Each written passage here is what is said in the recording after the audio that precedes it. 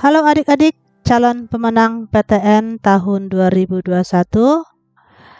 Ketemu lagi di sini dengan Kak Julita. Pada kesempatan kali ini kita akan membahas clue Panter Mandiri yang ketiga. Oke, kita mulai saja ya. Soal yang nomor 1. Faktor yang mempengaruhi elastisitas penawaran kecuali. Masih ingat ya, Dek? Apa itu elastisitas?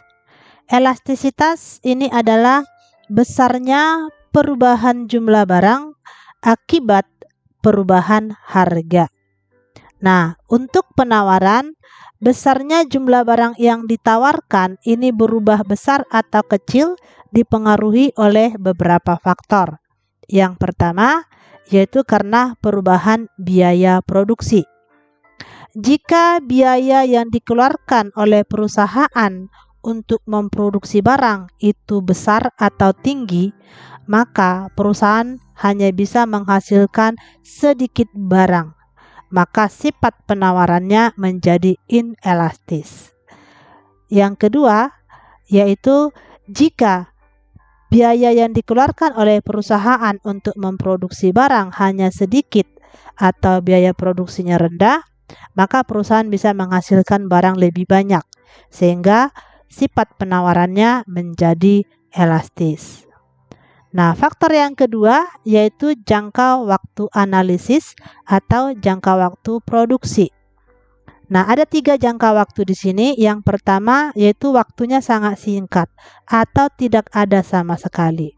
Nah, jika perusahaan tidak dikasih waktu untuk memproduksi barang, maka perusahaan tidak bisa memproduksi barang.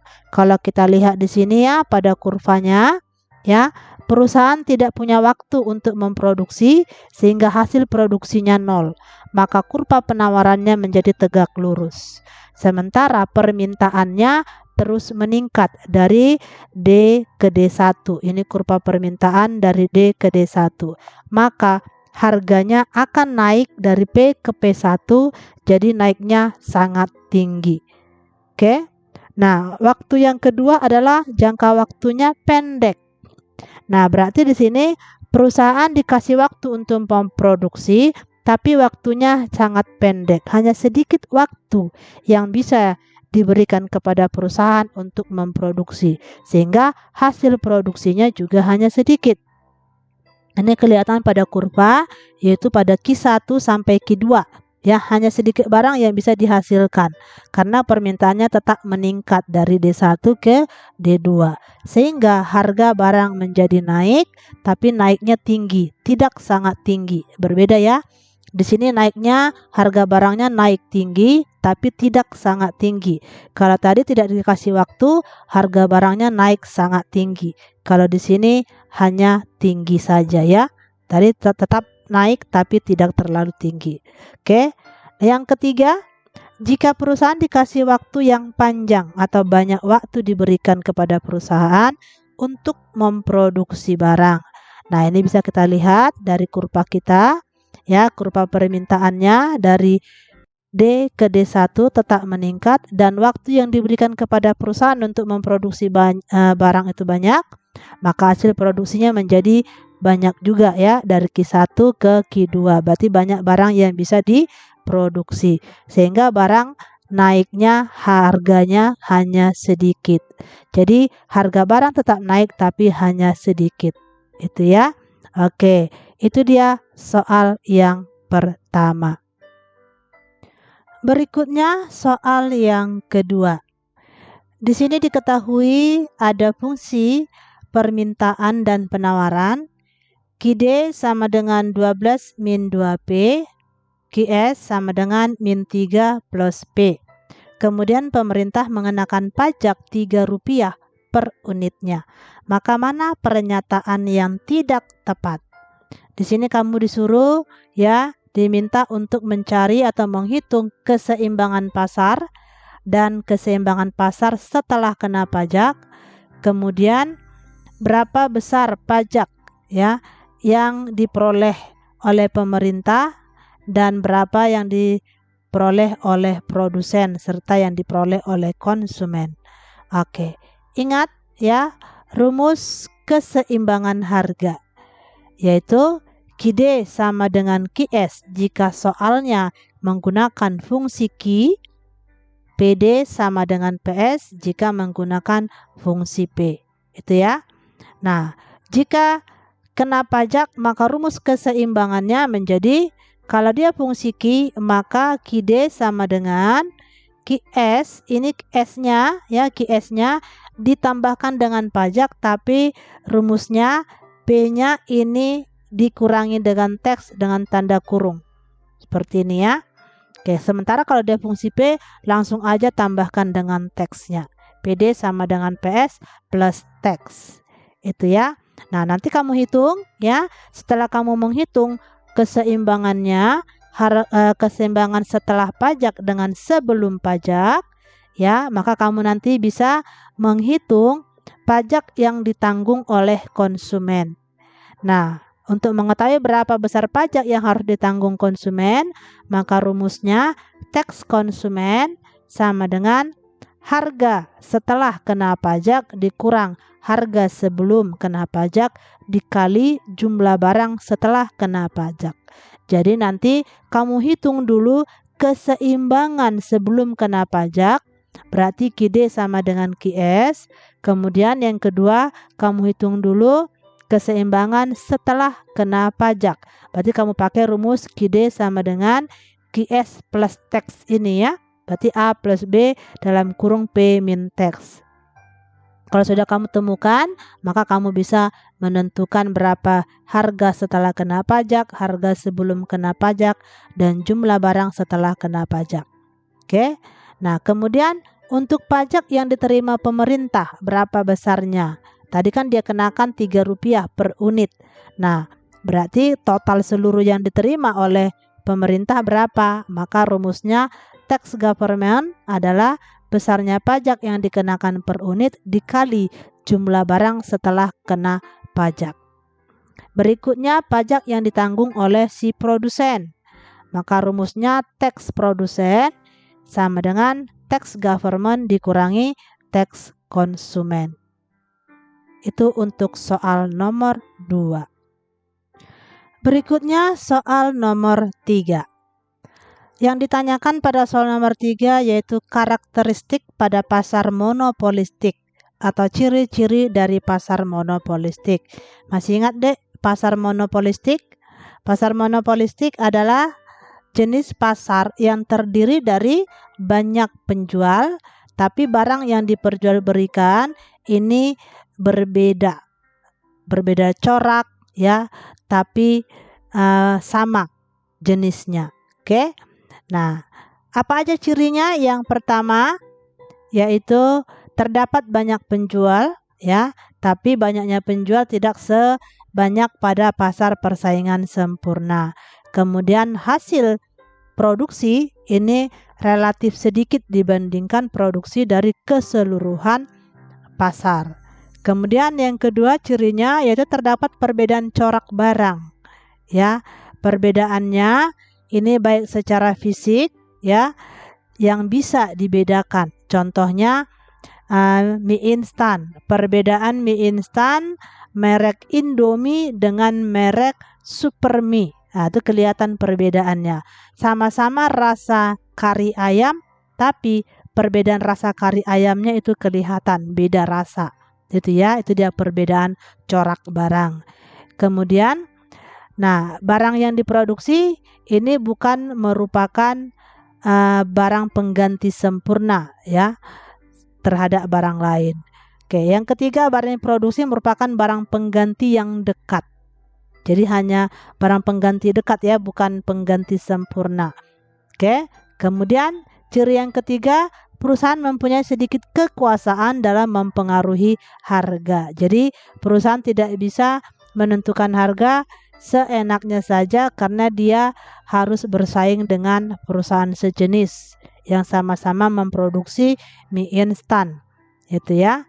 Oke, karena kekuasaannya itu tadi dipengaruhi oleh harga ya yang bersumber dari sifat barang yang berbeda corak. Kemudian perbedaan coraknya ini menyebabkan pembeli lebih memilih barang yang lebih dia sukai. Kemudian kalau perusahaan menaikkan harga, ya dia masih bisa menarik pembeli tapi tidak sebanyak ketika dia sebelum menaikkan harga. Nah, tapi kalau dia menurunkan harga, ya ini perusahaan tidak mudah untuk menjual semua barang yang dia produksi. Walaupun dia turunkan harga, belum tentu semua barangnya laku. Itu ya.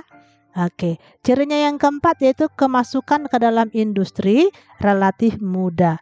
Jadi biasanya perusahaan yang monopolistik ini adalah perusahaan yang gampang dibuat tiruannya.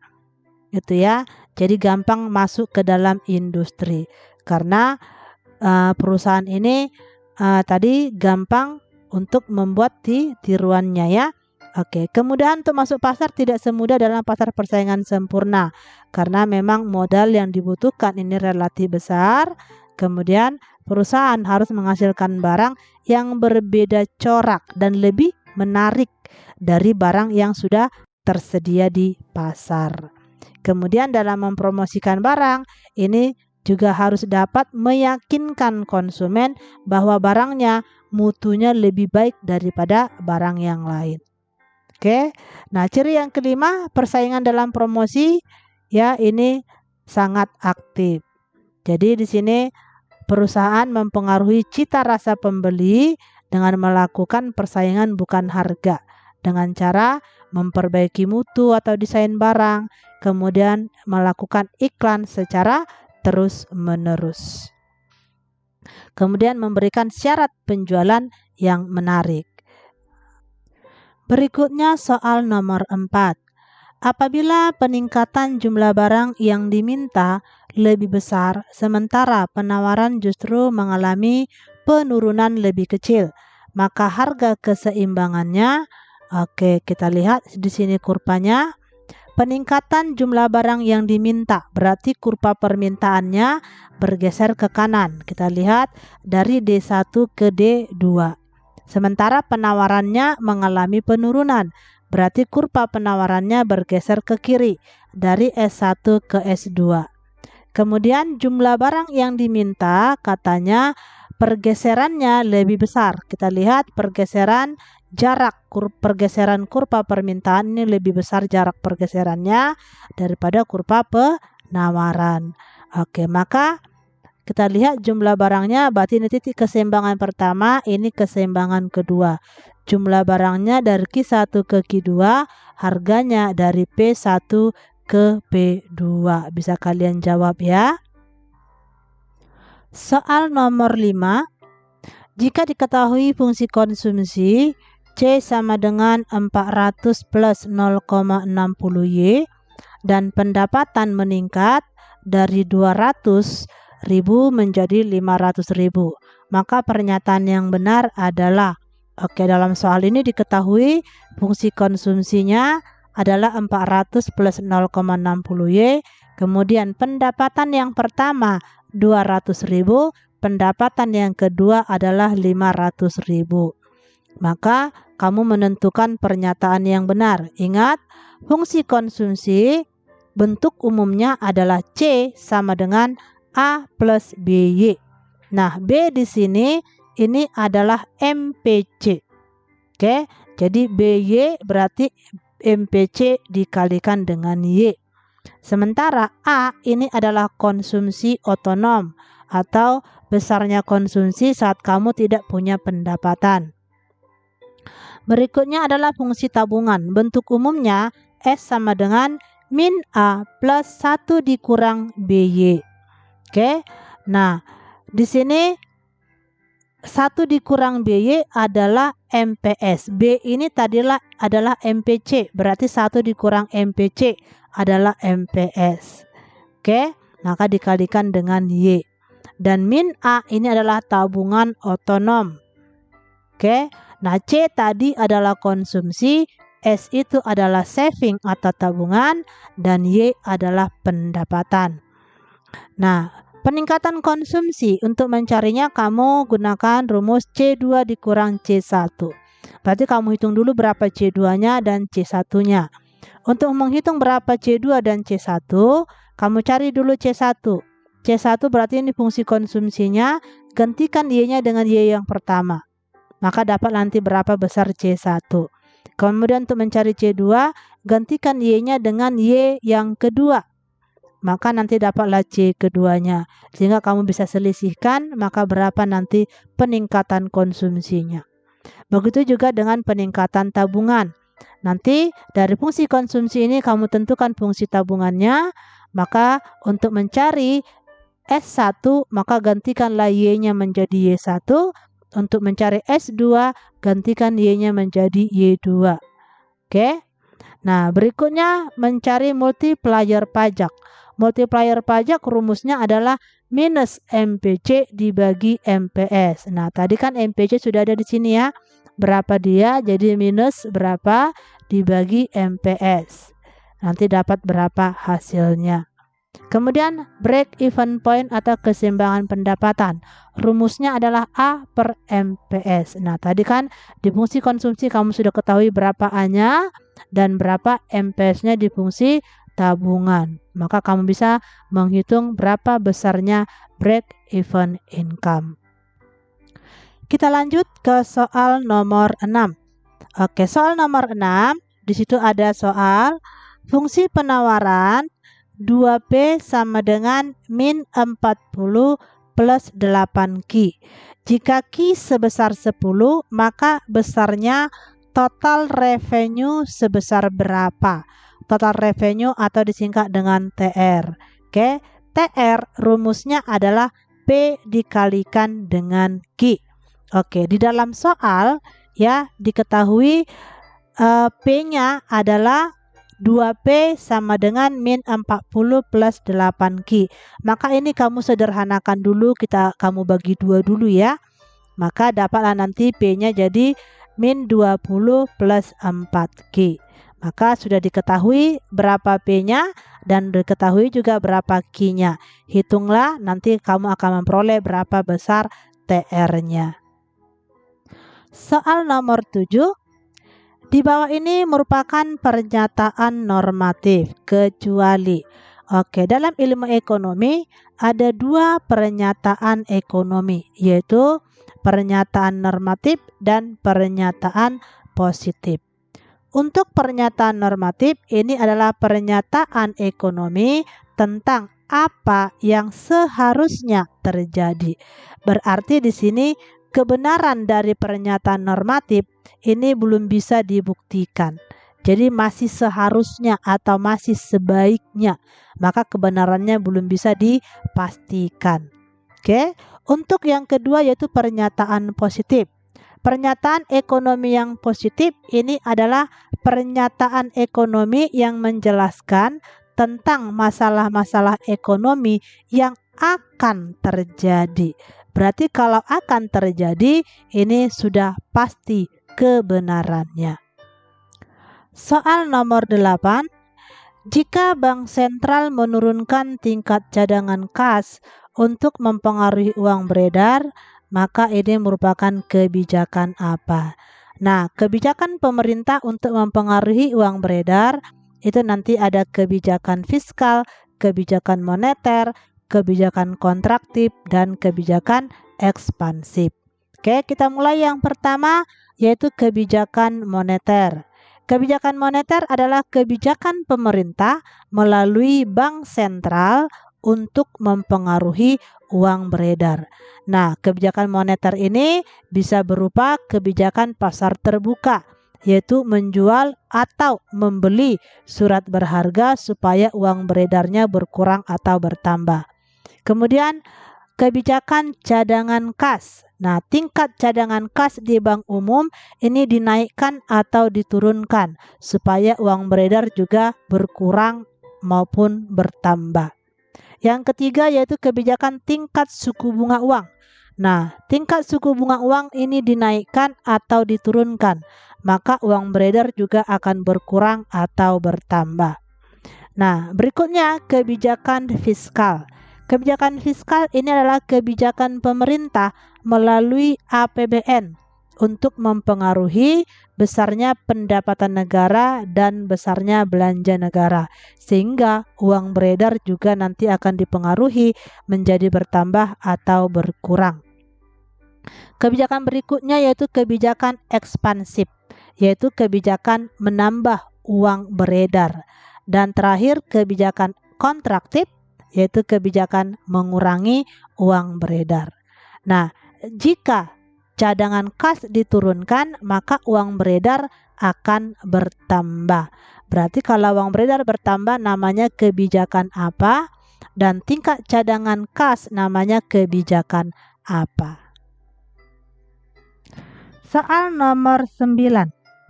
Ketika jumlah uang beredar di masyarakat sebesar 2.500 miliar rupiah, sehingga pemerintah menetapkan cadangan kas bank umum sebesar 2%, maka bank sentral akan membeli obligasi sebesar berapa? Berarti yang ditanya di sini adalah jumlah uang beredar. Oke, untuk rumusnya ya, uang beredar itu adalah M. Maka rumusnya M sama dengan alat likuid dibagi cadangan kas. Oke, berarti alat likuidnya adalah obligasi yang akan dibeli oleh bank sentral. Ini berapa besarnya? Jika cadangannya katanya tadi sebesar 2%, ya, maka uang beredarnya tadi adalah 2.500 miliar. Berarti bisa kamu hitung ya dengan menggunakan rumus tersebut. Soal nomor 10. Berikut kelemahan dari persekutuan komanditer. Oke.